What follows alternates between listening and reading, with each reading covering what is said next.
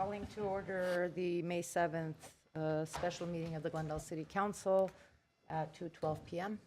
May we have roll call? Yes, council members Brotman, Here. Arpetian,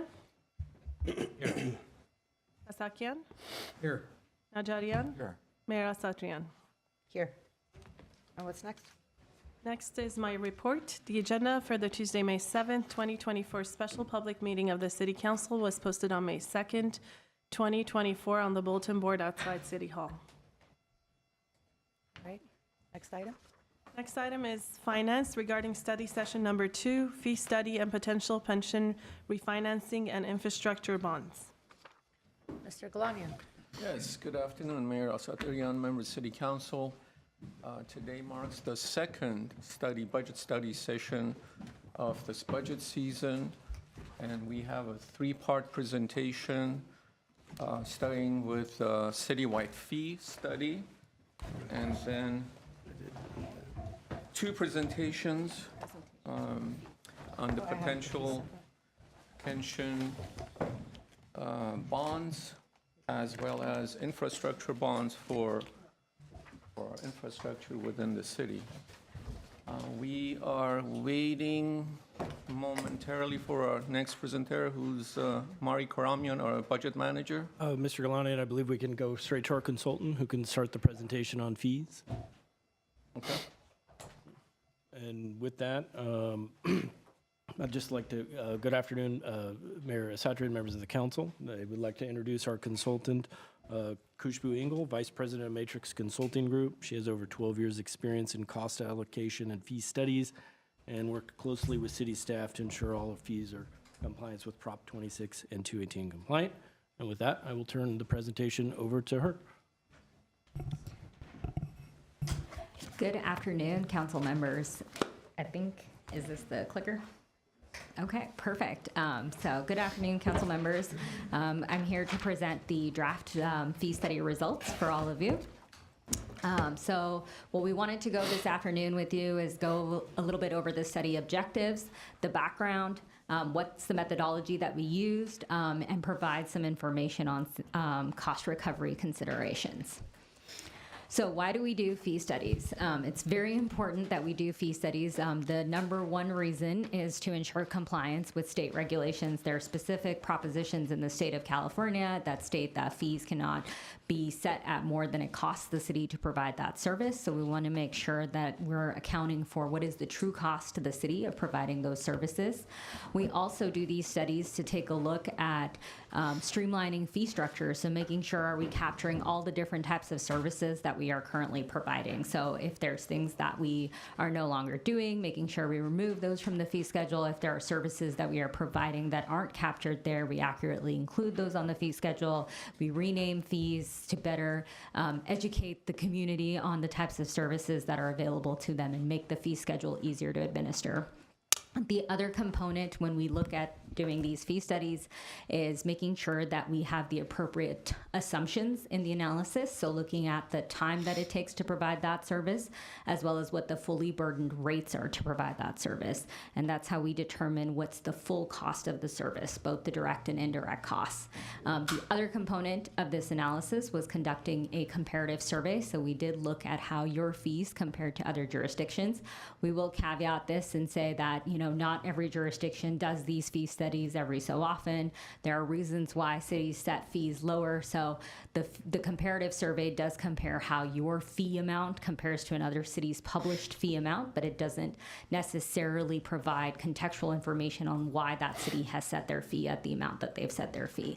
And sometimes, even though there might be the same title of a fee, the level of service behind that fee can be very different. So those are things to consider when you're looking at those comparative analyses.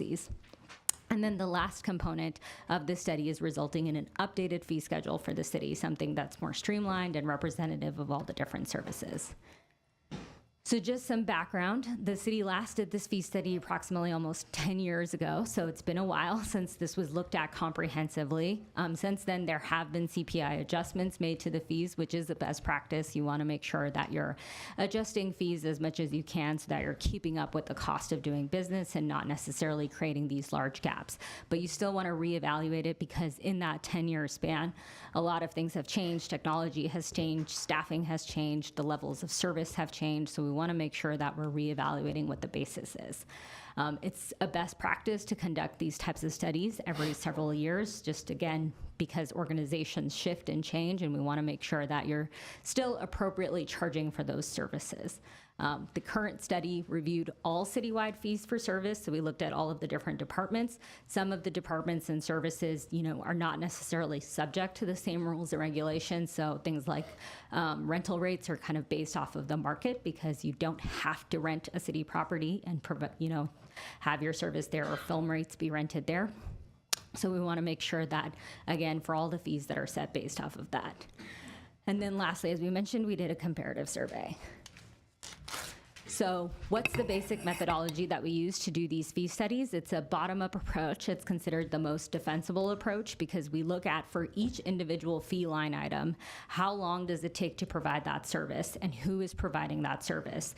So when we are looking at that, we're not talking about the most complicated project you've ever done and the longest time it's ever taken you to process that permit or application. We're also not talking about the simplest project you've ever done that you've turned around because somebody had their act together. We want to look at what are those reasonable, typical averages of the level of effort. We also want to look at who should be providing that service. So we don't want to set the fees at the highest rate possible. We don't want to set it at the senior planner if a junior planner could also provide that service. So you want to make sure that we're setting it fairly based upon who is providing that service.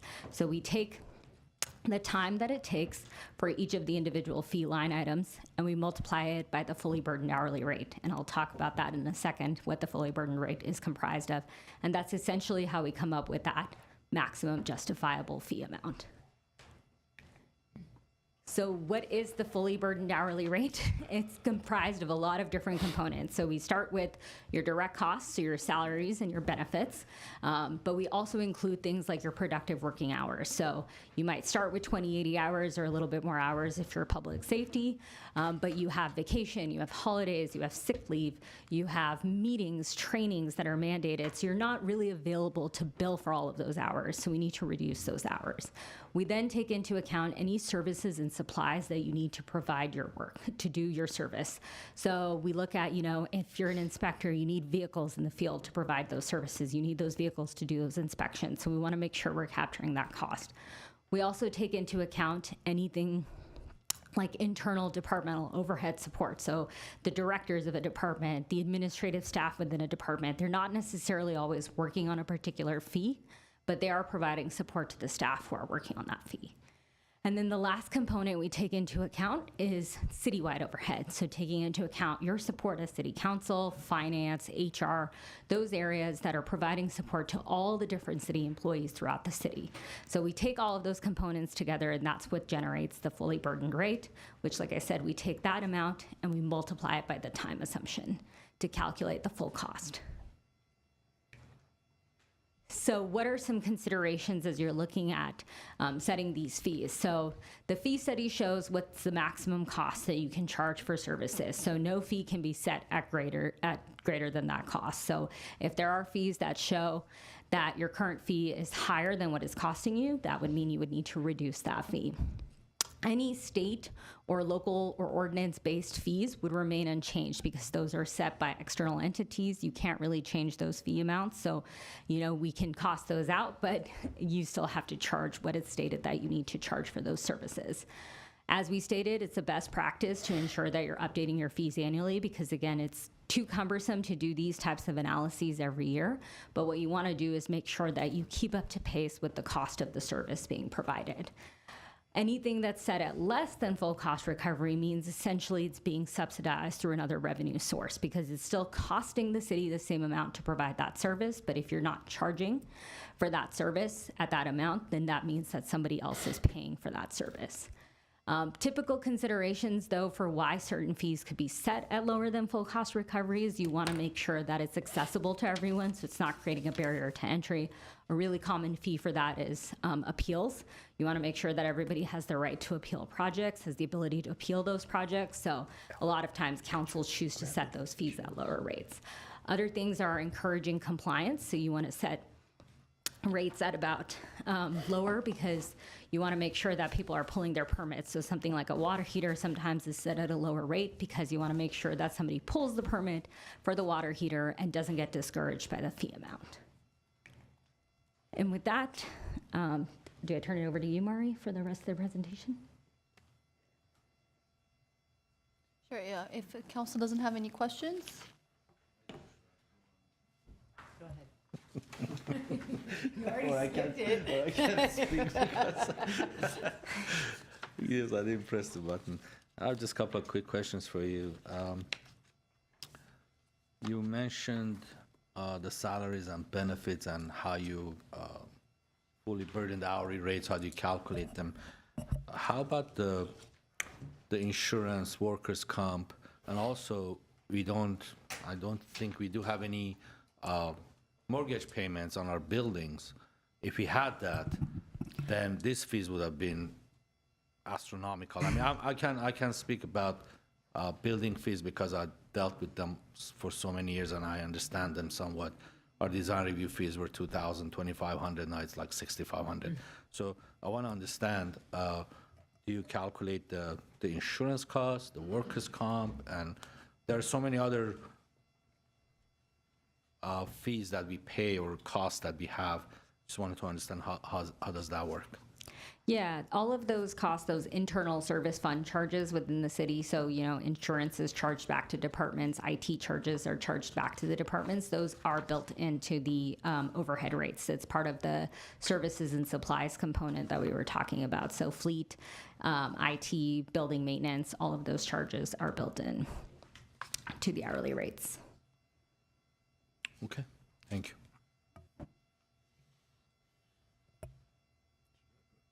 Go ahead. I'm testing it out. Okay. We are testing out a new system internally to get in queue to speak, so just.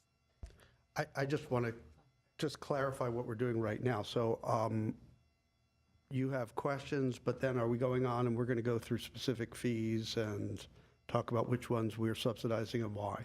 That's coming. Councilmember Broughton, members of the council, that is correct. This was just to familiarize the council with the process of going through and calculating the cost of our fees. And now the next part of the presentation will cover our staff recommendations based on the fee study.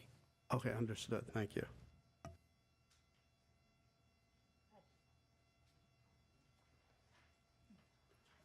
good afternoon, Mayor Asatrian and City Council members.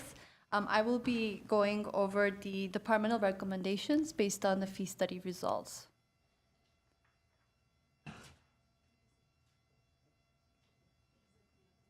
It's this one.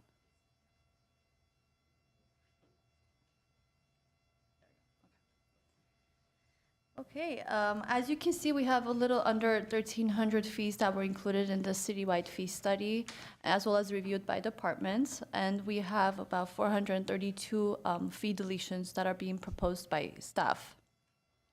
While I will cover separate examples of each category in later slides in this presentation, I do want to go over some of the categories that you are seeing on the screen.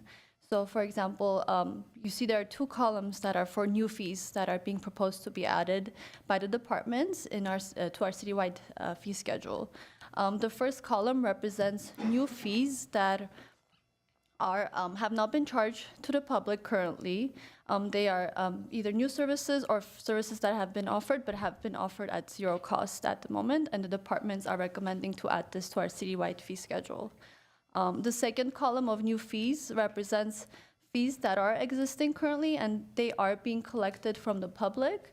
However, they are not on our citywide fee schedule at the moment. And the reason for that is The reason why departments are still able to collect for those fees is because they are either set by governmental code or are set by another jurisdiction, such as LA County. So with this fee study, we are trying to combine any fee that is currently excluded from our fee schedule to make sure that the public has one source to go to if they want to see any of our city's fees. We have about 709 increases and 139 decreases. While it is very difficult to pinpoint the exact reason behind a fee increase or decrease because the last fee study was done in 2010, and in order to do so, we would have to go and dissect every single fee and to find out the reason why these fees changed from back then. However, overall, we have noticed that costs, of course, have been increasing since then, and also there were fees that were subsidized by prior council, that are, if they're currently being recommended to be set at full cost, you would see that large variance between the current fee on our fee schedule and what departments are proposing.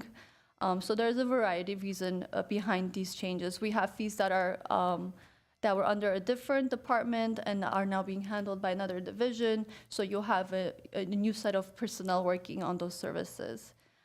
We have 136 modified fees. And these represents a variety of modifications that the departments are proposing to their fees. For example, you will see the majority of these in the building section under CDD. They are proposing to add new tier levels to their building permit fees. They are proposing, for example, to add a residential and a commercial rate, when before there was only one rate charged to both customers. So these types of fees are added under the modified section. We also have fees that were, for example, being charged on a flat rate basis, but are now being recommended to be on a per hour or a per unit. So these are fees that we cannot really compare to add them whether under an increase or a decrease column. Therefore, we have created a new modification category for those fees. There are 219 fees that are showing under no change. So this does not mean that the fee cost hasn't increased. It means that the department is not recommending to change the fee cost from the current fee schedule. So they were still part of the citywide fee study. However, the department is not recommending to change those fees. And lastly, we have 432 deletions, which I will go over the actual reasons behind the deletions that we have in a later slide in the presentation.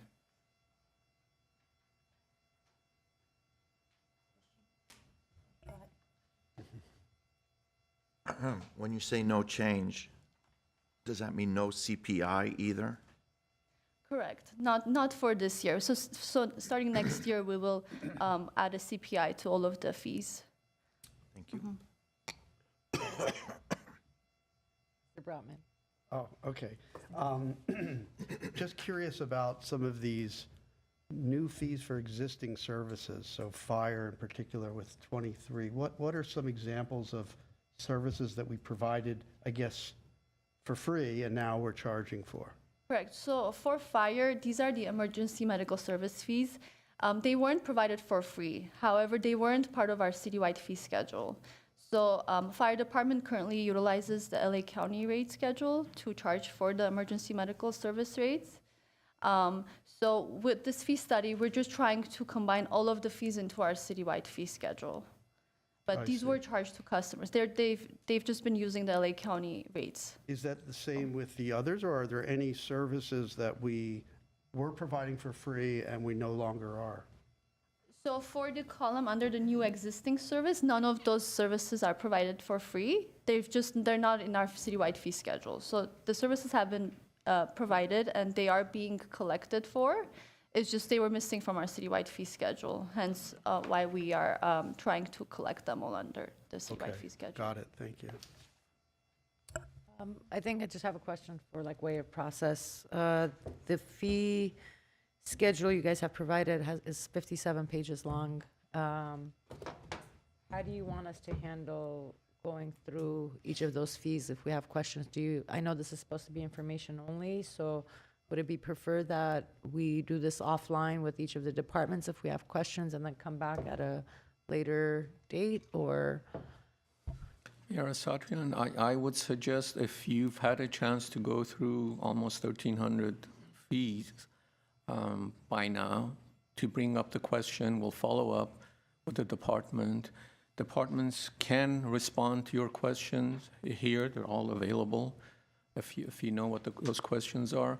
But I would prefer to have the questions responded to in this setting so the other council members would have the benefit of the same answer. Okay, so. But if you haven't had a chance to go over those fees, yes, by all means, let us know, and we'll add it to the follow-up list. Okay, I mean, we can also do that if you want to do it openly.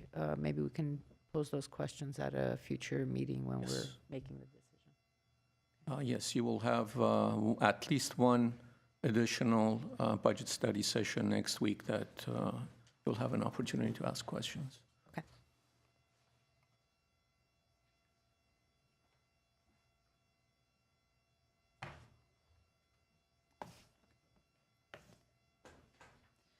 Okay, so here you are seeing the potential revenue impact from the fee study and also from the recommended cost recovery by the departments. So if all of our fees were to be set at 100% cost recovery, we would be looking at about $9.3 million in additional revenues to be realized citywide, of which $7.6 million would be in the general fund. However, since we do have departments that are recommending to subsidize some of their fees, such as the Community Services and Parks Department, Library Department for their programs and rentals, instead of recovering $9.3 million, we would be recovering about $5.4 million, of which $4 million would be in the general fund. How much are we bringing in with fees now? In total, about $25 million, I want to say. This is the net change, so this would be additional revenue on top. Mr. Brotman? Yeah, I just want to make sure I fully understand this. So the difference between the 5.4 and then, well, no, I take that back. The recommended cost recovery, the 4 million, that's an increase in our fees to bring them to cost recovery, and that's what was reflected in the slides we saw last week in the budget study session. Is that right? Correct. This would be additional revenue that we would be recovering. So Right. we wouldn't recover our full cost, but it would be 4 million above what you saw in our, Oh, correct, okay, so that's the, above what we will be realizing. okay. So this was included in the 5-year projection, the additional revenue, but there's still subsidy. It's not the full cost. If we were going to do full cost, the numbers would have looked different in the 5-year forecast. We would have had the 7.6 million in the forecast versus the 4 million. And Okay. as So that, I think that's the second part of my question. So if we were to say, what are we subsidizing after we make these recommended changes? We're subsidizing to the tune of 3.6 million. correct. Okay. And are you showing us kind of details on what line items we're subsidizing and how much we're subsidizing them? So we have some samples to go through with the council on what is full cost versus what is less than full cost. But given that we have 1,300 fees, it's difficult to go through one by one. However, I will say, as Ms. Karamian mentioned, Parks and Rec and Library is where the subsidy is. We tend to be full cost on all the other departments, or very close to it in that 90 to 100% range. Okay, so you're saying for all intents and purposes, we're full cost other than parks and libraries, and those are essentially rental of space, facilities, ball fields. Correct. It's a variety of fees that Parks charges for all the services they provide, rentals of facilities, as you mentioned, same with library. Okay, and we're going to get into that in a bit, right? Councilmember Brotman, if you'd like, Mr. Bolini can provide a listing of, not the entire list, obviously, but a sense of what programs, libraries and parks and community services recommended for subsidy, so that you get an idea. Right now? Yeah, or you can do that. Right, Mr. Bullen, you can do that. Right, Mr. The others are Garpetian. interested in that.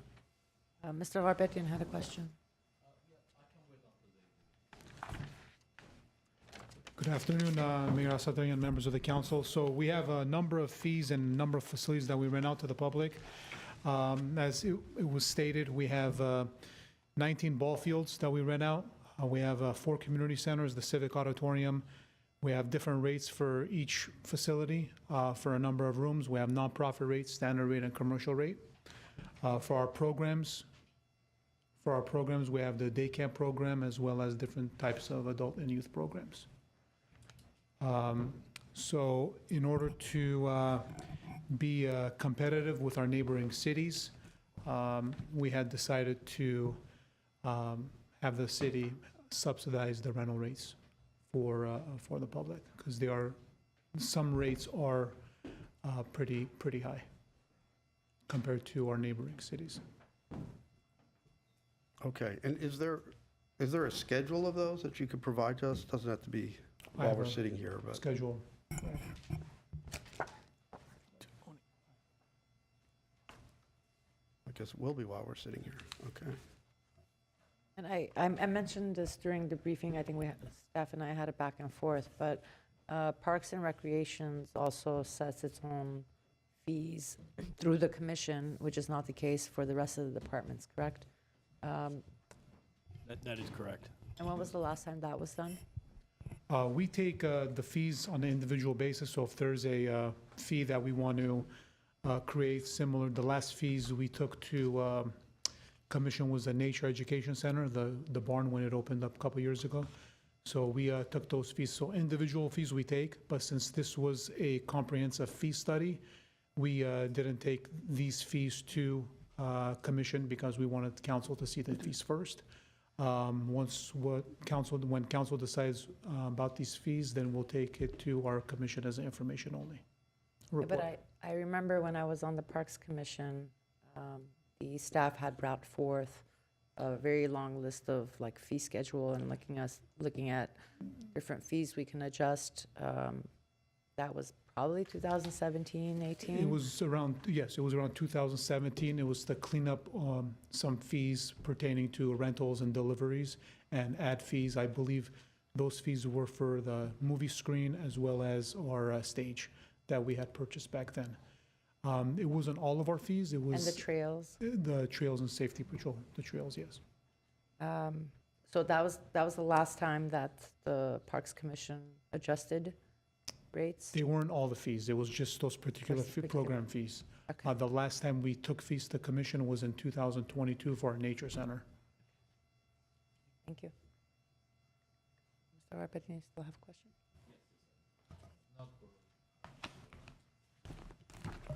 So first, I'd like to get a clarification on the phrase fee study, because it was mentioned that last time we did it was 2010. Am I correct? The lady who provided the report? It was 2014 was the last time we did a 2014, okay. comprehensive fee study. Okay, so, but I remember 2015, 16, 17, when I was on council in the past, every year we had this part of our budget, and we increased some of the fees, we reduced, we did the same thing. We reduced some of the fees, deleted some, increased some, and is that different than what was done in 2014?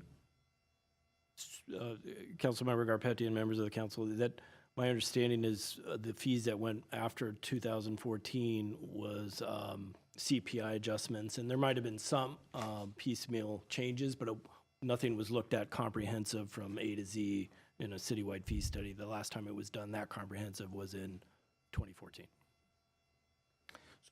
So the last time, as Mr.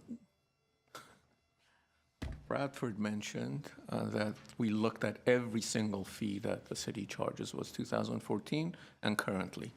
In between, we have brought to council a cluster of other fees for adjustments, like you mentioned when you were on council. Okay, okay, then I was wrong, because my understanding was that we looked at everything.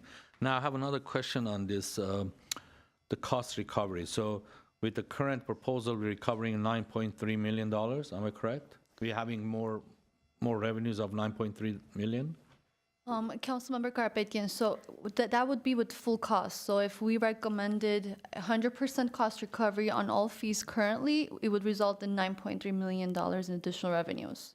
And However, the because we departments- go ahead, I'm sorry. I'm sorry.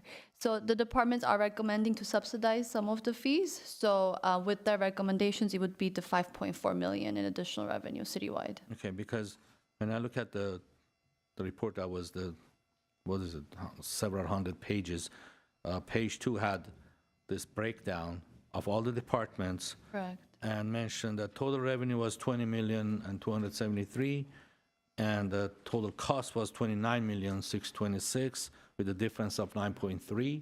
And so we are basically recouping 5.4 million of that.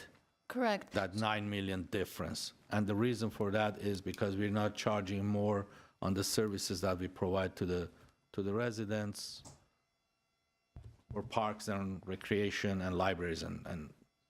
services like that. Am I correct? Correct. Councilmember Carpetian, that's correct. The report that you have does not include staff recommendations. So that is the report that our consultant put together for the fee study. So the results that you're seeing in that report is just the full cost. What is the cost to the city to provide these services? I understand. This So- chart shows the recommendations from staff as well. So basically, we are full cost on everything else except the parks and recreation and libraries. And not except, we do have other fees in other categories. The majority for the general fund is parks and libraries. But for example, non-general fund, you can see there is also some subsidizing happening there for in GWP, electric section.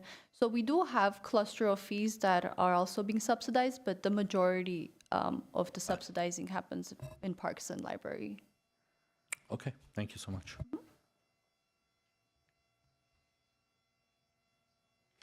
Maybe, sorry, if I could follow up on that. Do you have a breakdown of how much of that dollar amount of subsidy, what is it, 3.6 million in the general fund? How much of that is library, arts and culture, and community service and parks, and how much is not? You say the majority, just percentages or a raw number? Councilmember Brotman, I do. So off of the 4 million, for example, in general fund, for community services and parks, about 2.3 million is community services and parks. Out looks of like. which four? I'm out of the 7.6 million, right? So are you looking at the difference between the 7.6 and the 4, Well, let's just take the difference between the 4 and the 7.6. Yeah, let's just take that. That's what's left over a subsidy? that we're subsidizing. That's what you're saying. So how much of that 3.6 is library, arts and culture, parks, community services? Correct. So off of the 3.6, about 2.2 million is parks. So that's the majority. And then looking at library is about 30,000, actually. Library is not much. Library's not much. No. So there is another 1.4. No, yeah. 1.4 that is subsidies outside of parks. Correct. So about 500,000 is subsidized in the community development department. About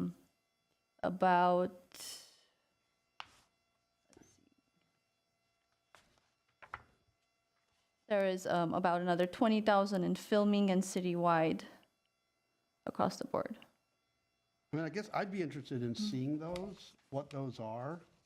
Simply because I think, I think it's healthy for us all to be very transparent and explicit about what we are subsidizing, because as the speaker before said, every dollar we subsidize here is something else that we're not doing there, since it's a finite pool of money. So just so that we all, I'm not saying that we shouldn't subsidize these things. I think obviously the ball fields, the community, these things make sense, but just so that we know what we're doing, I would like to see that. Yes, we'll bring back the breakdown of the fees that are being recommended for subsidy.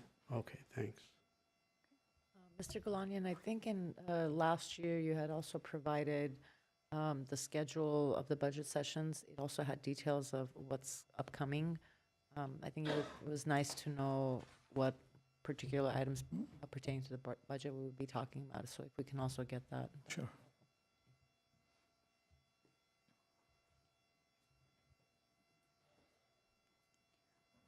Okay, so what you are seeing here is a sample of fees with 100% cost recovery recommended by the departments. So as our consultant mentioned earlier, as part of the fee study, the consultant chose a number of sample fees to do a comparison survey on compared to other jurisdictions. Now, all of the fees that you are seeing on the screen were part of that comparison survey. And as you can see, there is a jurisdictional average column that was added as well for you to see how the city compares to other jurisdictions. Wow.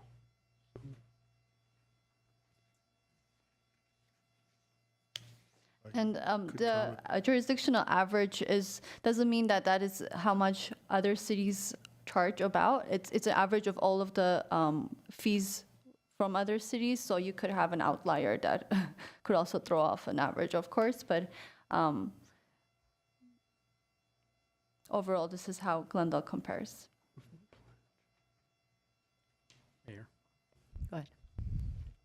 So, in regards to that explanation, would it not make more sense to know the exact amounts? So, because an average doesn't seem like an accurate depiction when we're trying to see where we should be as a city in comparison to similar sized cities, perhaps similarly structured cities, if not exactly the same in size.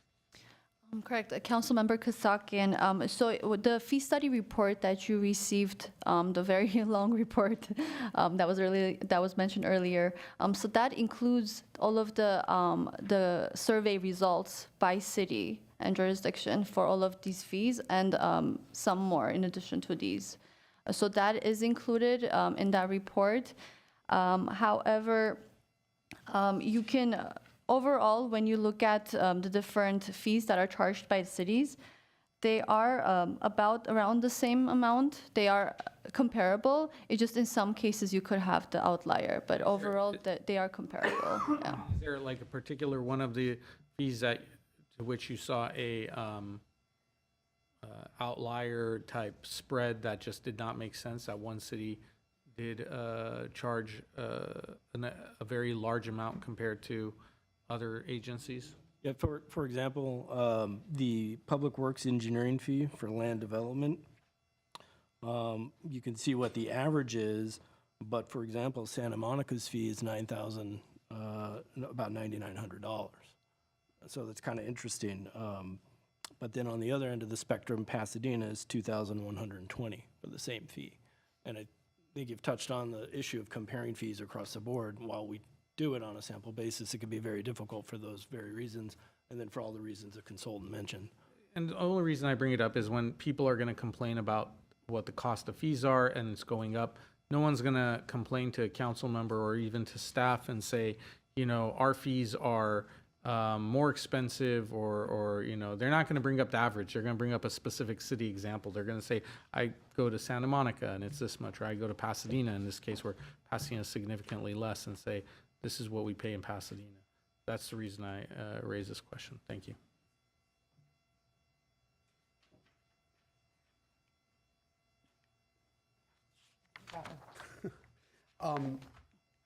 Just on, so are you going through more of these, or the, oh. you're going Correct, through one. Councilmember Brotman. So this is a sample of fees with 100% cost recovery recommended by departments. And then we also have a sample of fees that are below 100% cost recovery. These fees were also included in the survey that was conducted by the consultant. As mentioned earlier, community services, parks, and library fees are largely subsidized, which is what you are seeing here. We have added the percent of cost recovery column right there, and then the jurisdictional average for you to see how Glendale compares to other cities. Right, but if you go back for the ones that are set at cost recovery, it's interesting, so are you, I mean, there's some fairly big discrepancies here. I mean, ADUs is huge, and we're so much lower. But then there's that one that you just mentioned, the land development. So what do you do with this? Do you take this back and kind of analyze some of these really big discrepancies and try to see whether, you know, are we comparing apples to apples? Or like Councilmember Kasakian said, looking at kind of where the range of cities is, because there could be some useful learning for us. Are we doing things really well? Are we doing things really efficiently, or are we doing things maybe not so efficiently?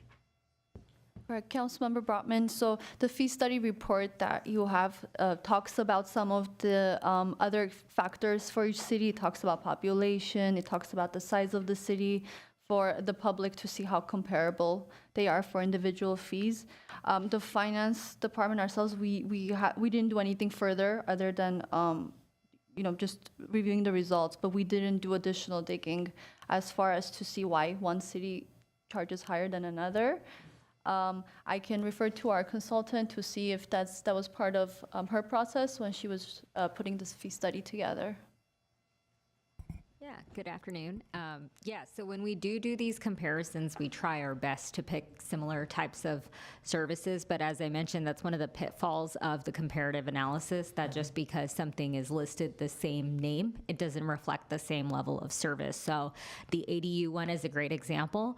Some jurisdictions just have a singular fee on their fee schedule to capture all departments' reviews and inspections associated with ADUs. So there's no way to break it out on their fee schedule to know what portion is planning versus what portion is building versus what portion is engineering or fire, versus in your city, for example, it's more broken out. So there's different levels of reviews and different types of fees charged. And because every jurisdiction does it slightly differently, it's a little bit hard to necessarily kind of make it as apples to apples as we can, because while we could add it together for your city, other cities may not call it out separately either. So it's a little bit difficult to then run into that issue of what's the best way to compare that. So we do our best to try to provide that caveat that just because a fee is called the same, it doesn't reflect the same level of service. And there's reasons behind why jurisdictions have different philosophies on how they want to represent their fees on their fee schedule.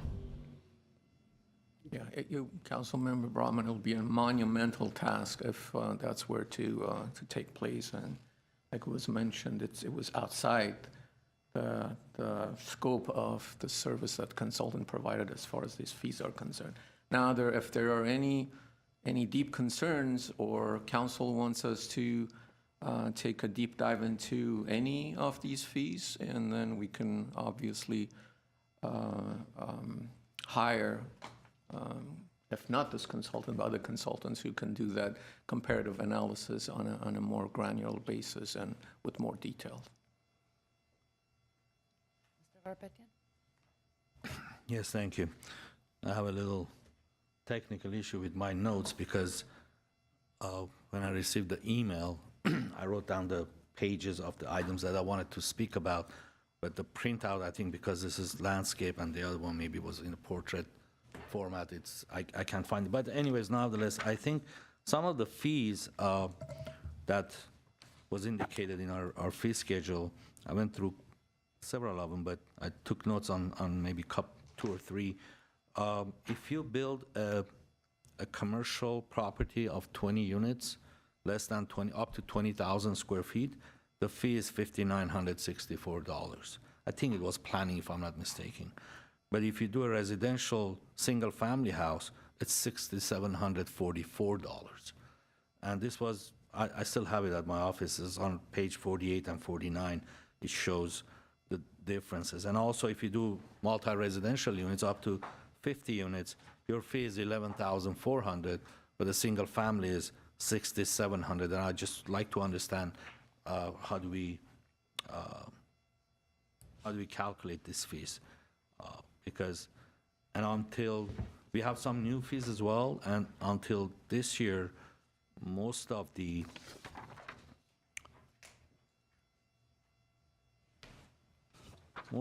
fees for projects that were over $5 million were the same as everything else. We didn't have that category. I think we have that category today. between 5 to 25, 25 to 50. I saw that. I can't find it because my numbers are different than the pages of the presentation. But we have to look at it to, I'm not saying charge more or less, but it has to be basically justify the size of the project, and single families versus 50-unit apartment building cannot be the same price, basically. Mayor, council members, Councilmember Garpetti, and one of the things I would answer to that is that when we're doing, say, a multifamily development, right, there's repetition, there's economies of scale and efficiency there that doesn't equate one for one, right? A single-family residential unit is not the same as one multifamily unit within that development because there are some duplications or efficiencies. That's why you don't see kind of a linear or direct correlation relationship between number of units necessarily. That's probably about the best explanation I can provide to that.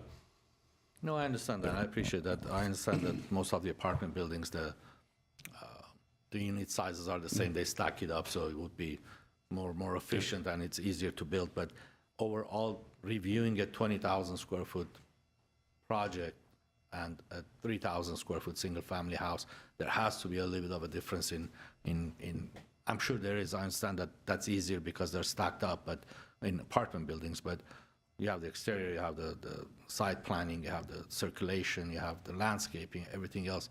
It's in a much larger scale.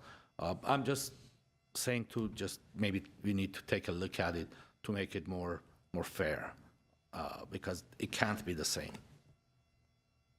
That's all.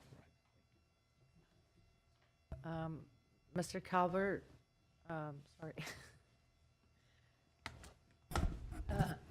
I know you're bringing back a bunch of changes that we're going to be making to our processes.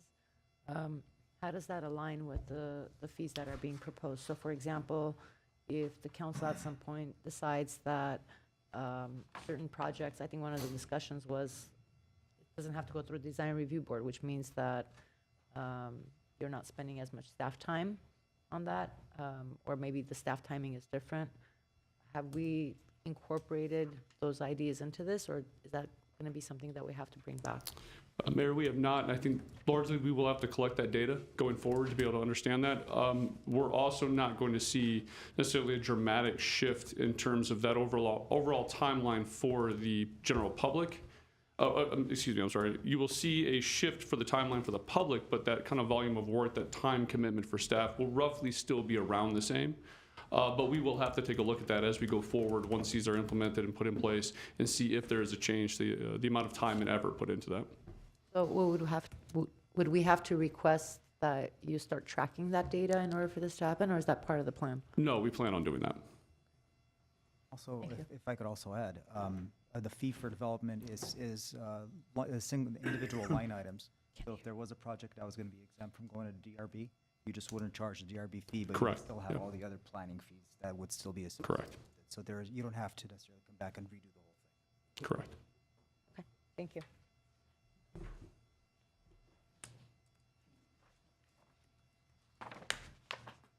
Okay, as mentioned below, before, these are a sample of fees that are 100%, that are below 100% cost recovery recommended by the departments, and these were also included in the survey by the consultant.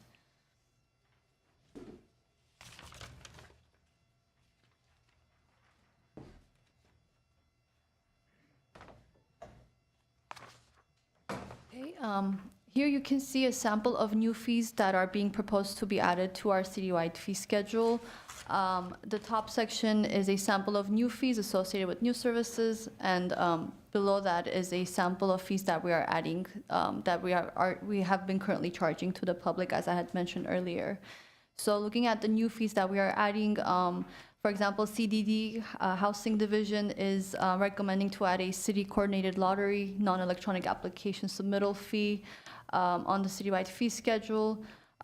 It is costed at $95,000. However, they are recommending to subsidize it slightly to encourage developers to use city services for this service. And then you have fire prevention.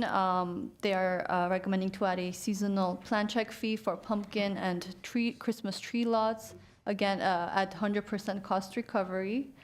And Glendale Water and Power Electric Division is recommending to add a electrical research fee at 100% cost recovery. And this fee is associated with customer requests for the city to look into the feasibility behind moving electrical poles from their private properties or reconfiguring the distribution system.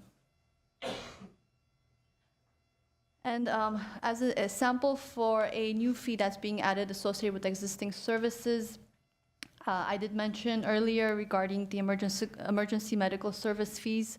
So these are being charged per LA County fee schedule currently. They are not in our citywide fee schedule, but we are proposing to add these for the public to have access to all of our fees in one area. These fees will be set at, when you look at the costs, it will state per LA County fee schedule, so that there will not be a cost associated with them on our fee schedule, because LA County does change them annually. So this way the public knows to access LA County's website to find the actual cost.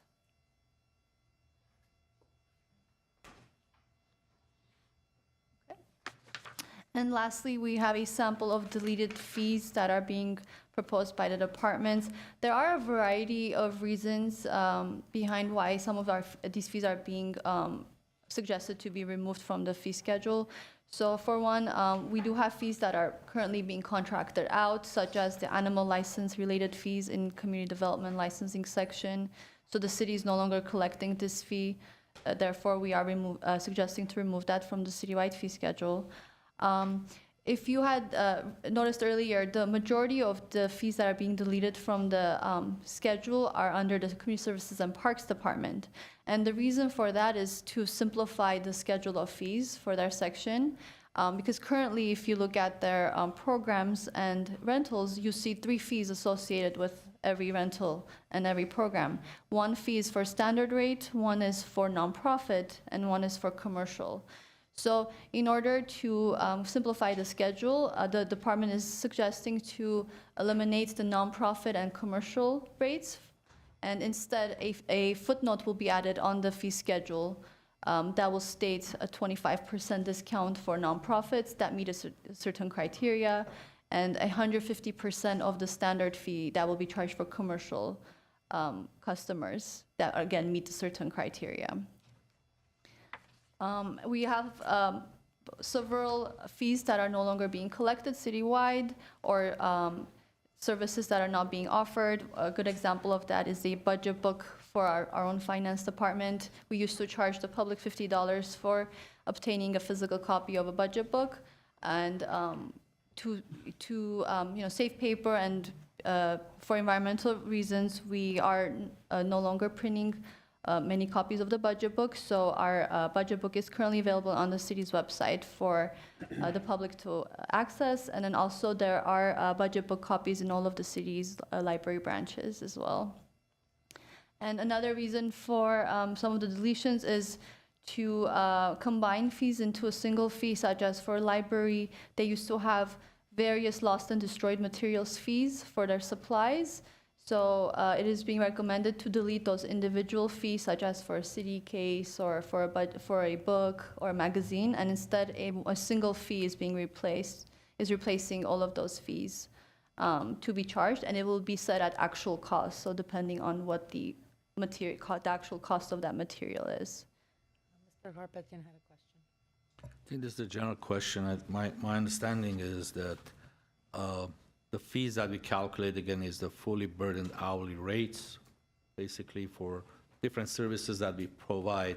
How about the fees for our rentals? Is it due to the research that we've done, and we're comparing to neighboring cities, like the library auditorium fees on Brown Library for nonprofit for 6 hours is $2,747. That's almost $450 an hour. Or the Central Library is $2,220. The fees for that 6 hour, how is it calculated? Is it based on, again, all the goodies that comes with it, including the employees, or how do we calculate our rental fees?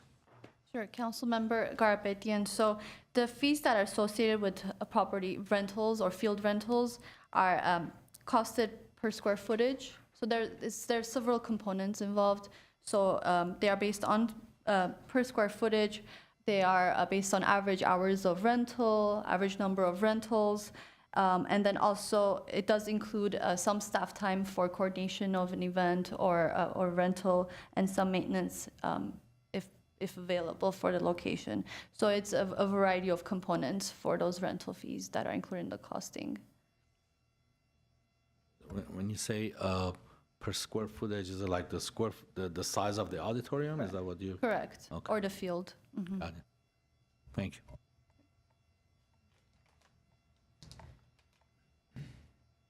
Okay, Madam Mayor, members of City Council, with that, I conclude my presentation.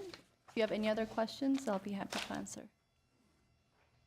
Seeing no questions? I have one quick comment. I noticed that the way we do fees for, at least for rentals, is we have, the way you described it to me earlier is we have kind of a base fee. We have a discounted fee for nonprofits. We have a, what would you call it, kind of an enhanced fee for commercial, right? And you define commercial as any organization that's charging to use the facility or they're selling products and services in our facility. So I understand that's how you do it. It would seem to me, I don't know if you ever considered just, it would be simple if we have kind of our base rental be that commercial rental, which I would think is for the most part, it's a cost recovery, but maybe not exactly. But anyway, that would be the fee that we would charge somebody who's using it for commercial purposes. And then we could just have a couple discount levels after that. Maybe under that, maybe we have a discount for nonprofits. We have a discount for, community members like you and I that just want to use it for a meeting. And that, I mean, I think the optics is better, and it seems like it's more straightforward to do it that way. But not something I'm, jumping up and down about. Just wondering if why we do it the way we do it. So we have the three rates, as Mari had mentioned. We have the standard rate, commercial rate, and nonprofit rate. The commercial rate is 150% more than the standard rate. And then for the nonprofit rate, that rate is available for nonprofit organizations that have a 501c3 status. The commercial rate rentals, the facility that has or uses the charges commercial rate the most is the Civic Auditorium. And then the other facilities, just for film permits. So a filming company comes in, we'll charge them the commercial rate. What we can do, I mean, the percentage would be different per rate. If we have a standard rate, we'll increase if we have a commercial rate, it'll be different for each fee that we have. So instead of being a 150% increase, then it'll be between 80 to 150 or 200%. Reduction. But we can follow up with the finance department and look into that. It's just a comment. I don't know if anybody agrees. Thank you, Mr. Bulanikian. So we do charge more for outside agencies or individuals from outside of our city to use our facilities like our fields, right? So if it's a non-Glendale-based soccer team, and they're going to use one of our fields, they are charged an additional or more than our local clubs? Yes, so basically for our fields, we have the approved community youth group fee, where 60% of the players, participants need to be Glendale residents. Mm-hmm. So they have to recertify every year. They get the approved community youth group. So Okay. for regular fields during the season, they get the fields at no cost. And during the off-season, we charge them the approved youth group fee. And Those are for outside of, natural- That's for natural grass. For the artificial turf grass, then we charge them the hourly rate for the approved youth group rate. But we do have a fee depending on. So I depending think on the that's group. fair for groups where they may be a group that's located somewhere outside of Glendale, but the majority of their members are Glendale residents. I think that's fair to treat them in a manner accordingly. But What if it's a group that's entirely outside? For instance, Burbank, and I've mentioned this before, and I was enlightened to this fact, has no soccer fields. So I'm assuming most Burbank residents who play soccer are using our fields for soccer, correct? Or perhaps Los Angeles. Madam Mayor, members of the council. you? Hi, I'm Gabrielle Golia. I'm a manager with the department and I oversee field rentals. So our policy for local groups, we actually have a field allocation policy. So it doesn't necessarily dictate the fee that is charged to the groups, but it dictates how we allocate the fields. And local groups are higher on our priority list and receive priority booking in a certain number of hours. So a group outside of Glendale completely would be much lower on our priority list and probably won't receive much time just because we have so many local kids. Okay. Would we be allowed to, in addition to providing a lower priority, to also perhaps add an additional fee? And the reason I bring this up is because it was brought to my attention recently that when a group was seeking to use one of our sister agency facilities, it was within the school district, I was told that they have a policy of specifically not providing time and space to non-youth groups. So it was an adult group of soccer players. They needed a place, and essentially they said, no, we're not allowing it because of the wear and tear, and there's no cost recapture. And obviously, whenever we rent these fields out, I know that we're not necessarily capturing the cost of replacing the field from all of the use, because this is a public amenity that we want to provide to our residents. But I think for those groups that maybe are outside of the city, to charge such a fee that perhaps, I don't want to sugarcoat it, they'll look elsewhere or perhaps look to their own governmental bodies to provide them with the type of facilities that we are so fortunate to have here in Glendale that they may not have. Is that possible to do? Thank you, Gabrielle, by the way, and great job with this year's Glendale Dodger Night. Thank you. Councilmember Kasakian, yeah, we can definitely look into that. As Gabrielle had mentioned, a majority of our users are Glendale residents, but we can basically look at our field allocation policy and have the fields available. Because as you know, and Gabrielle knows, and I think a lot of us know, I know Councilmember Garpetian knows, soccer fields are very, very high in demand. I mean, there's not enough out there, and we are seeing folks from the Valley, from Burbank, from elsewhere, all looking to use our fields and having to say no to some of our teams, whether they're youth or adult leagues. I mean, our residents should have the first bite at the apple. I'm glad we have that structure that allows for that. But for anyone from outside, I think they need to, pay much more than whatever it is that they may be paying now. Thank you. Thank you, Mayor. And I'd support that if you're looking for support.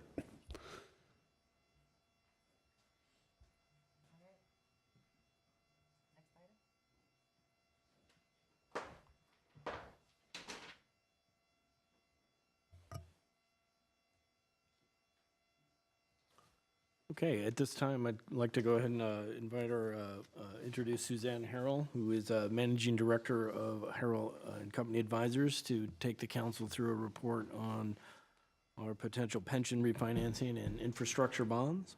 Ms. Harrell has over 35 years' experience in all aspects of capital financing and analysis, and since 2000 has acted as independent financial advisor in nearly 370 financing deals totaling more than $7.5 billion. And with that, I'll turn the presentation over to her.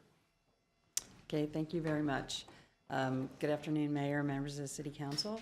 As staff said, I will be presenting information on how cities finance different types of projects.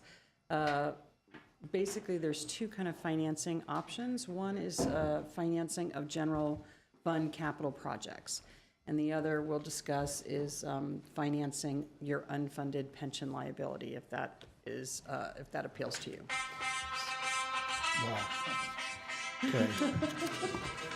I've never had that before during a presentation. I kind of like that. So the two types of bonds to finance capital projects, we'll discuss lease revenue bonds and general obligation bonds, and then the funding of pension liabilities, we use pension obligation bonds to do that, so we'll touch on that.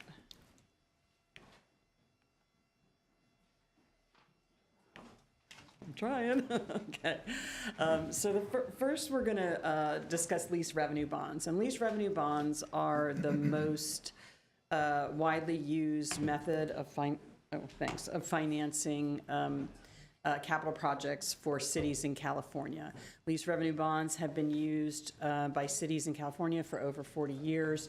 The city of Glendale, actually have a lease revenue bond that you issued in 2019 to refinance some debt relating to the construction of the police headquarters. So the way lease revenue bonds work is the city leases an asset, makes lease payments for that asset to a financing authority. In your case, you have established a Glendale Municipal Financing Authority for this purpose. And then the financing authority uses the lease payments that it receives to secure debt, so lease revenue bonds. The lease payments are subject to annual appropriation, and that is, the reason for that is so that there's no violation of the California constitutional debt limit for cities. So that means there's no voter approval required, and the bonds can be issued either on a tax-exempt interest basis to the bondholder or a taxable interest basis to the bondholder. And we'll talk a little bit about why you would do one or the other.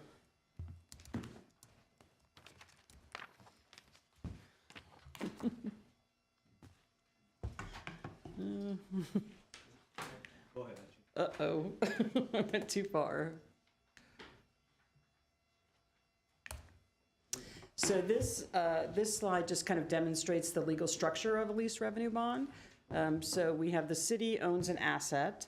Like I'm going to use your 2019 lease revenue bonds as an example. So you own the police facility. You lease that police facility to your financing authority for a nominal amount.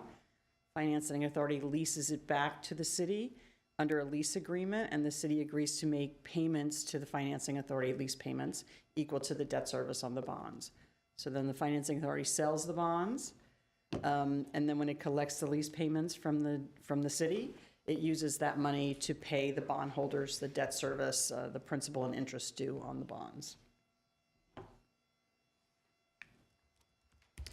So the lease revenue bond, I know. So the lease revenue bond issuance process just requires approval of both the city council and the board of directors of the financing authority, which the city council sits as the financing authority board, immediately following a public hearing. The whole process takes about 90 to 120 days, and that includes drafting all the offering documents and the legal documents, getting city council approval, going to the rating agencies and getting through the credit approval process, and then marketing the bonds to investors and so forth.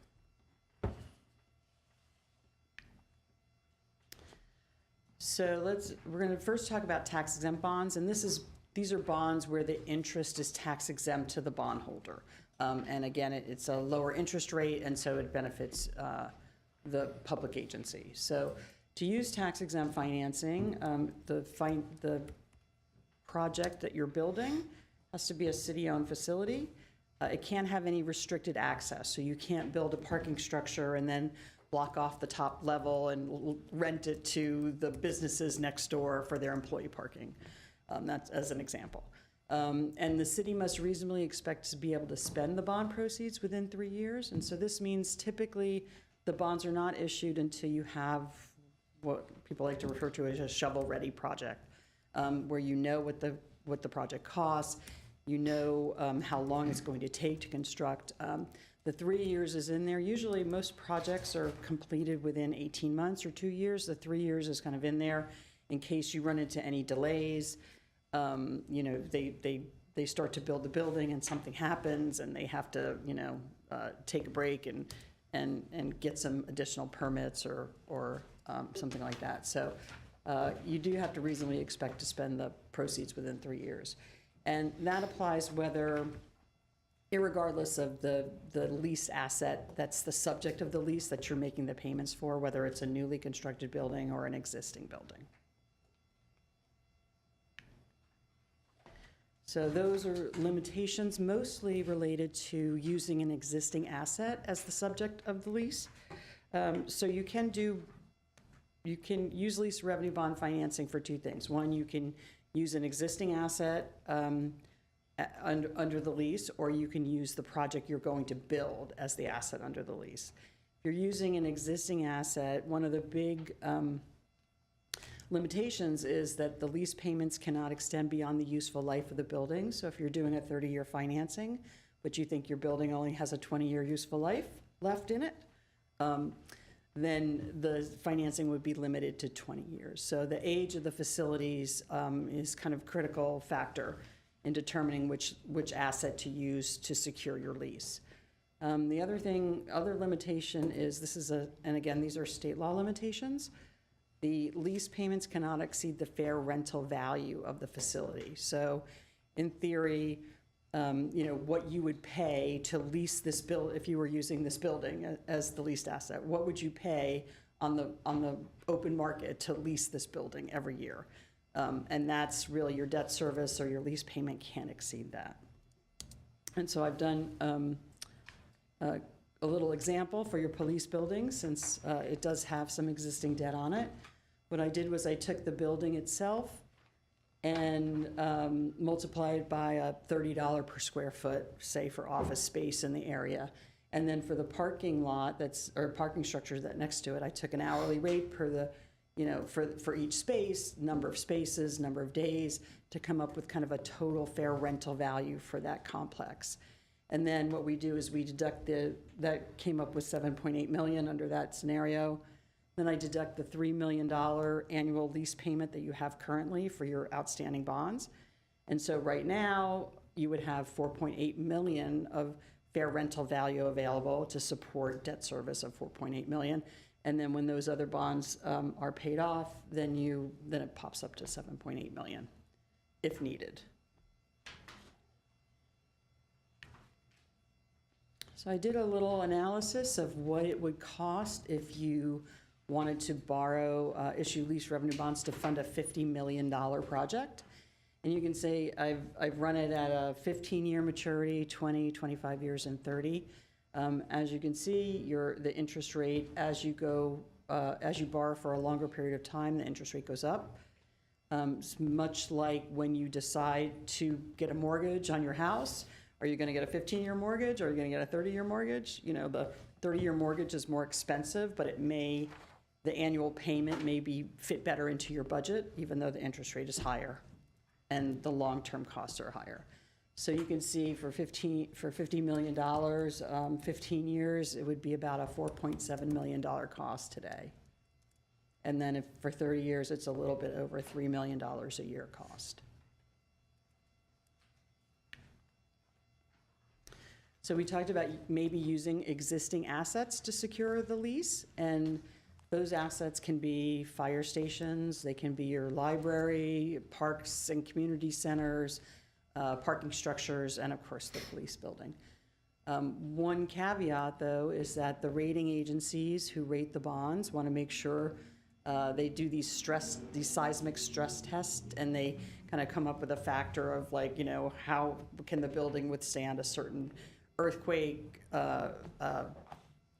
factor, and to make sure that they don't think the building will be destroyed during the maturity of the bonds.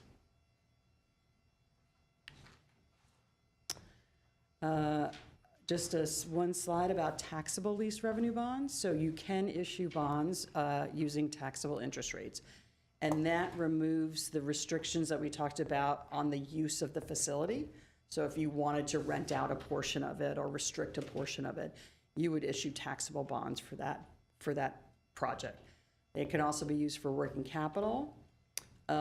Because fair rental value and useful life limits are state law requirements and not federal tax law requirements, those limits still apply. So in today's market, the differential between a tax exempt rate and a taxable rate is well over 2% difference. So obviously, we all want to use tax exempt rates because it makes the cost of the borrowing that much less, unless there's some specific reason why you want to use taxable borrowing.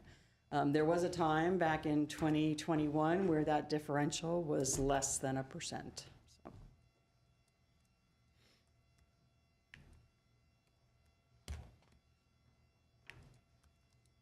So. So that's the presentation relating to lease revenue bonds. I've got a couple of slides to talk about general obligation bonds. So general obligation bonds are typically voter approved, 2/3 voter approval. They're usually secured by a property tax levy. You're probably used to hearing about these for school districts and community college districts. Those are the public agencies in California that make the most use of general obligation bonds. Most cities having access to the lease revenue bond financing option generally don't use the voter approval. And school districts actually have a special kind of voter approval threshold that's lower than what a city would need. If they structure their bonds within certain range, they only need a 55% voter approval, so it's much easier to get a school district or a community college district general obligation bond passed than it would be for a city to get a 2/3 voter approval. The main difference between general obligation and lease revenue bonds is the interest rate, because general obligation bonds have a higher credit rating, usually like one notch. So if your general fund lease rating is a AA, your general obligation bond rating would be a AA+. And so that's a slightly lower interest rate for the AA+, maybe 5 to 10 basis points. The other thing is that general obligation bonds don't require the use of a leased asset, so you don't have to worry about the seismic issue, the seismic test, or anything like that.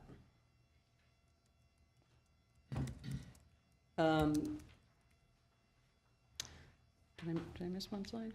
Oh, okay. Can I ask you a quick question? Sure. The general obligation bond is basically what the GUSD or the College Board does. It's they place that it's based on the property tax, basically, right? Yes. That is the difference, basically, between general obligation and lease bond revenue. Right, the lease revenue bond is payable from your existing revenue. A general obligation bond would have a tax associated with it that would assist you to make the payments on the bonds. Thank you. The final type of bonds we're going to discuss are pension obligation Can we have bonds. some questions first? Yeah, before we go on to that, Right. just on this, a couple of questions. For the lease revenue bonds, can those be used to finance other types of infrastructure, sewer, road, electric? Well, let's leave electrical off. Right. Sewer, road, maybe wastewater, Yes, Yes, they can. yes. Okay. Any type of capital improvement with at least a 5-year useful life. Okay, so that was one question. Another question is, the general obligation bonds secured by property tax levy, and is that always a flat per parcel levy, or can it be based on square footage? I know that you can't be based on valuation, but. Yeah, so actually a general obligation bond is based on valuation. Oh, So when you see your property tax bill, if the right, school right, district has issued a bond, it's based on The a assessed value. percentage of your assessed value. so it's you- based on your assessed value, so it's still, Prop 13 still applies as far as assessments Right, go. so if you haven't sold your home in 20 years, your value is much lower than somebody that bought their house last year. Same rate, but lower. Yours would be based on a lower assessed value than theirs would be. Okay, because we've talked about a parcel tax, no, a standard parcel tax, that's the one then, that's just based on a flat rate. That's right. There's still a 2/3 requirement, a 2/3 voter requirement for parcel tax. Right. But it can be based on just $10 per parcel or. Right.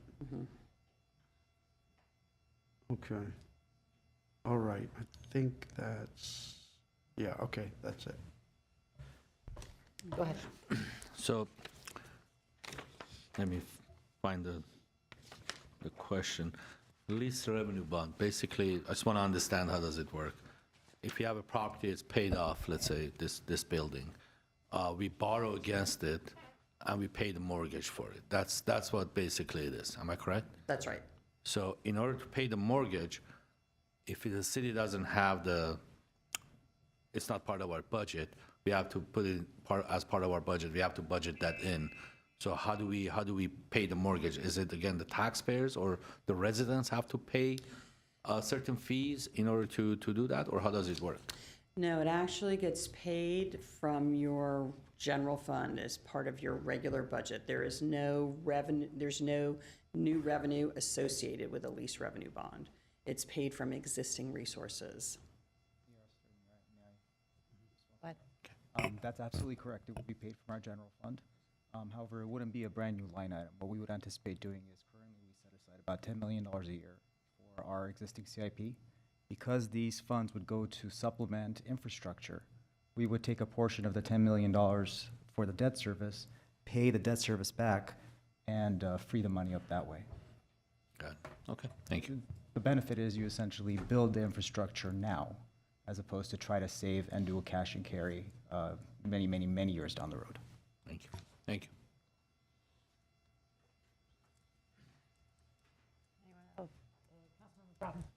No, I asked my question, sorry, I forgot to do it. Okay. I was just making sure that everybody had a chance to ask.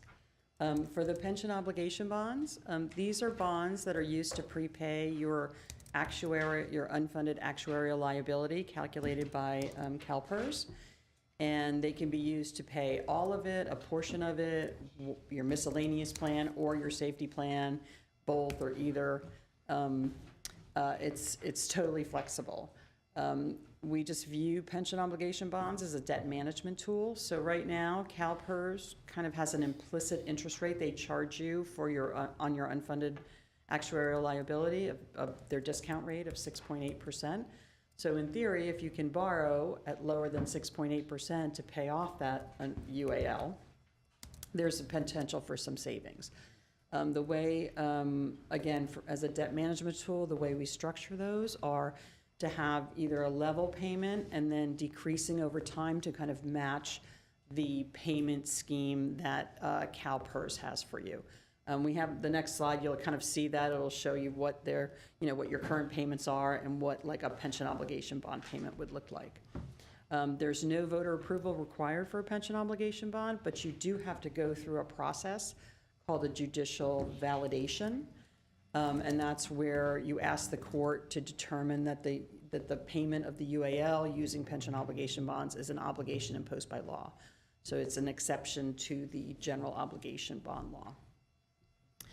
And since the payment of the UAL is treated as working capital by the IRS, the bonds are issued as taxable bonds. I think this was presented in detail to your Blue Ribbon Committee, and I think they did recommend that you proceed with a judicial validation. Here is, I don't know if you can really see this, but the first column here is your existing UAL payments. And you can see they start at 61, they kind of top out at 79 million, and then they start to go down over time. The second column is if we were to do a pension obligation bond today, the average interest rate would be about 5.9%. The second column is what the debt service would look like. The third column would be the potential reduction today. So not a very compelling argument. It's only $37 million in total. If interest rates go down by 2 to 2.5%, that's what the fourth column is, or fifth column is. And then you can see the potential reduction gets much bigger. It's increased by $200 million.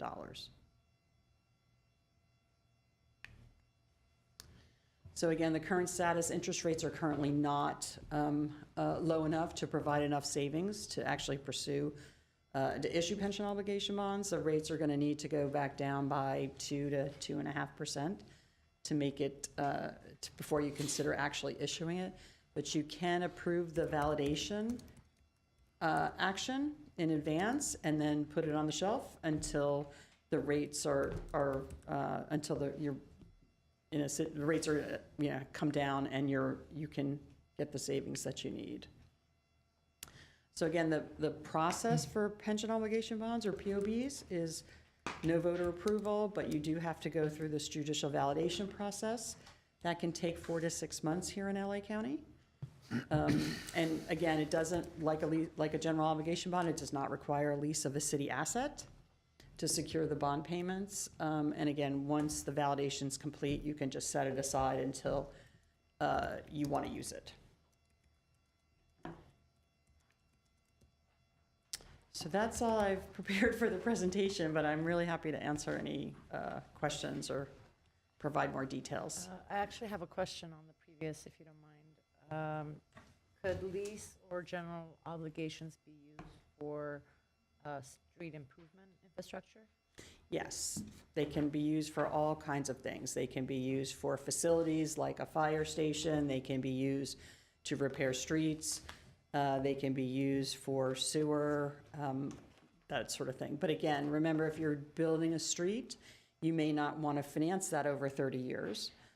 You want to finance it over the useful life of the asset. So that's always something to consider. Any other questions? Yes. Mr. Brown?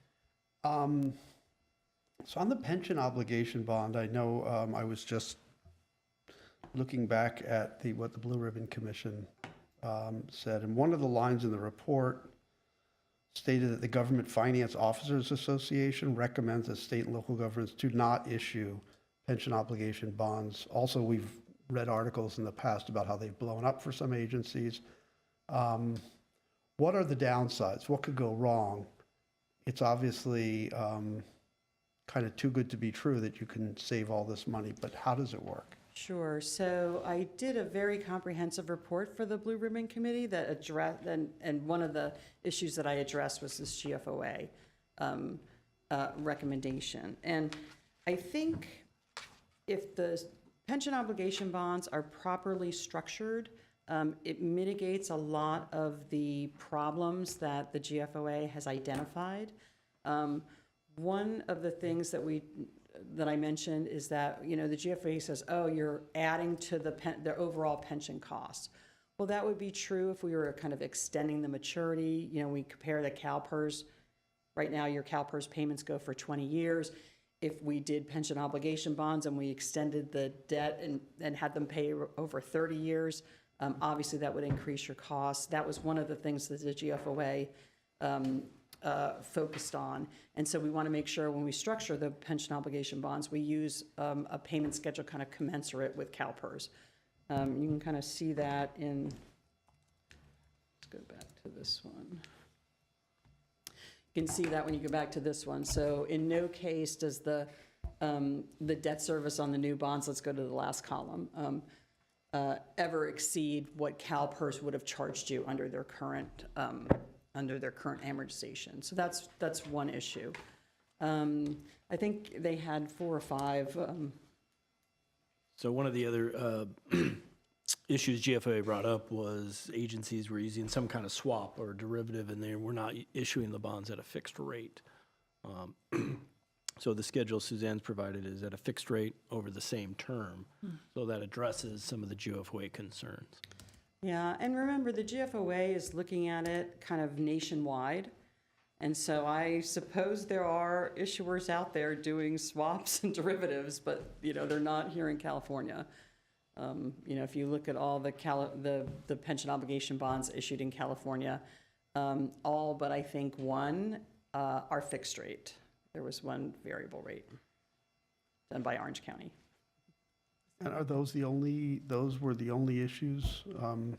Because there was a lot of press a couple of years ago about how maybe it was longer than a couple of years ago, I don't remember, about how they look nice on the surface, but there's a lot of risk that is not well understood. And we don't want to be back into, the kind of the pre-financial crisis kind of world where we're taking all these risks and not understanding them. Sure. One of the risks that we identify, and we need a big enough savings from the outset, right, to kind of mitigate some of these risks. So one is that what we just saw happen last year. PERS has a return that is less than their required return. So their required return right now is 6.8%. So last year they got 5.8%. And so they're going to add an additional layer of obligation to your payment because of that. So this analysis is only done at a fixed point in time. So we have to be mindful that they may add additional layers of obligation to you. And so we look at, if you look at the Blue Ribbon Committee report, we looked at, well, what happens if, PERS earns only, 5%? What happens to your obligation? So now you've got this fixed bond payment to pay off the existing debt, but now you're going to have a new obligation to pay for that interest, that differential in what PERS earns. And so we kind of do this calculation to tell you kind of what your break even is. Like if PERS only earns, 6% on average, what does that look like at the end of the 20-year period? What do your payments look like? If PERS earns, 4%, what does that look like at the end of your 20-year period here compared to your existing payments? Because remember, if PERS, yeah. I'm sorry, if PERS doesn't earn, your existing payments are going to go up anyway.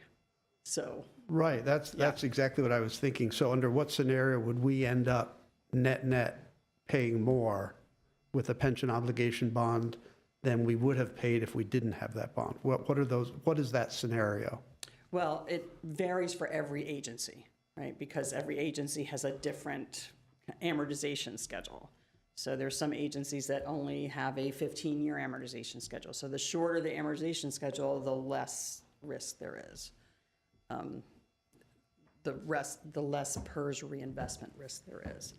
But I can't tell you today if it's, if your number is 4% or if it's 5%. Okay. I guess just in general, before I would be comfortable going forward, I really want to understand what are these scenarios under which we would end up paying more and regretting that we did this. Yeah, and one thing, the one risk factor is that so PERS, if they don't earn their rate of return, let's say, they're charging you and they charge you extra. If you've given them money to pay off your UAL, so now they have a bigger pool of money to earn less on. So it kind of, in the early years, if there's a rate of return that's less than their discount rate, the effect gets magnified because you've deposited a large sum of money with them that is now earning less than the discount rate. So that's definitely a risk factor. And that's why we want to make sure there's a large enough savings to kind of make sure at the end of the day you're not paying more than you would have paid had you done nothing or made your payments under PERS. But you have to really kind of look at different scenarios based on your actual payments. So it's a little bit different for every agency. Mr. Harpetian had a question. Yes, this 5.9% that you have here, is it an actual rate today, or it's just for this study? Yeah, that's an actual rate today. Okay. So I looked at rates today, and a 30-year rate might be a 6.2, but because this is 20-year, the actual rate, kind of the effective rate is 5.9 for a 20-year. And this is a fixed rate for 20 years. It doesn't, because if it's adjustable, forget about it. We know what happened to people who borrowed at 3%, bought a house, 5 years later, it's 8.5% now, and they're all in trouble nowadays. Yeah, I don't know anyone that recommends variable rate financing for pension bonds. So in this study, if it goes down but 2.5%, then it makes sense because our savings would be a lot more than what currently it is. Yeah, we kind of look for somewhere in the 15 to 17% range of payment reduction, so that last column there, before you would kind of consider doing that. Because again, there are risks that you need to mitigate, and the way you mitigate that is by having bigger upfront savings, because some of those savings may get eaten up over time, depending on PERS performance. And last question, Right now, it's payments that are calculated with 5.9%. Does it include any processing fees? Is there any management fee? Is there other fees that is not included in this payment? So the payment takes into account the amount of bonds you have to issue to pay off the UAL, plus pay the cost to issue the bonds. And then the annual administrative costs are very small. It's, a few $1,000s for a trustee and a couple of, a few $1,000s for some state and federal reporting. So the annual administration costs are really not a lot. So I would, I typically use, I don't know, I say, $6,000 to $7,000 a year for administration costs for the bonds. Okay. Thank you so much. What if the PERNS earns more than 6.8, say 10%? That's a happy day. Yeah. So you also get the benefit of that. So there were a lot of people that did pension obligation bonds in 2020, and then PERS announced a 21.3% rate of return for that year. So they all got the benefit of having that extra money invested at the higher rate. Sadly, the next year, the rate went down just about as much as it went up the prior year, so they're kind of at a break even on the reinvestment side. Any other questions? We're good? All right. Thank you so much. Sure. Is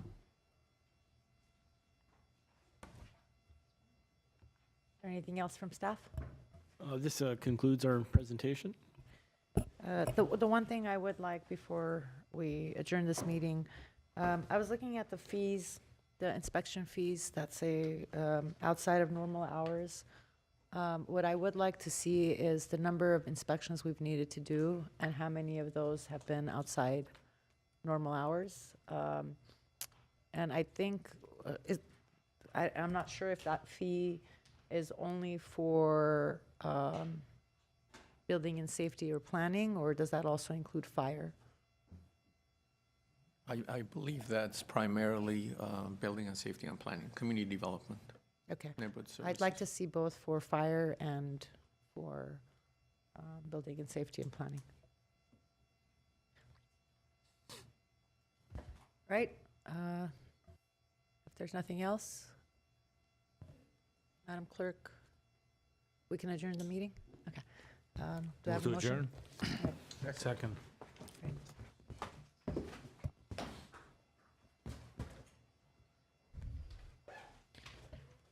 Are we just rolling into the next one? We're ready? All right. Well, welcome to the regular meeting of the Glendale City Council, May 7th meeting of the Glendale City Council, call to order at 3:49 p.m. May we have roll call? Yes, council members Brotman, Here. Arpetian, Here. Kasakian, Here. Najarian, Mayor Asatrian. Here.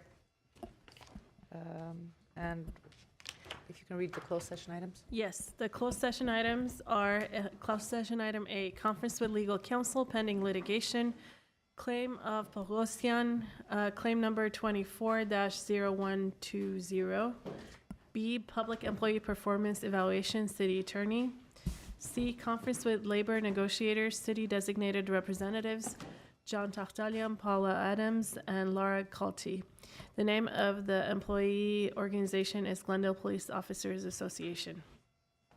D, conference with real property negotiator, city designated negotiator, Bradley Calvert, negotiating party, Eric Hojoyan, property 1401 North Vertigo Road. Instructions to the negotiators will concern the price and terms of payment for the lease of city-owned property. E, conference with legal counsel pending litigation, High Rapid versus City of Glendale, LASC case number 21 STCV 12455. F, conference with legal counsel pending litigation, Friends of Rockhaven versus City of Glendale, LASC case number 23 STCP 01092. All right, do we anticipate reporting out? We do not. We'll adjourn to closed session.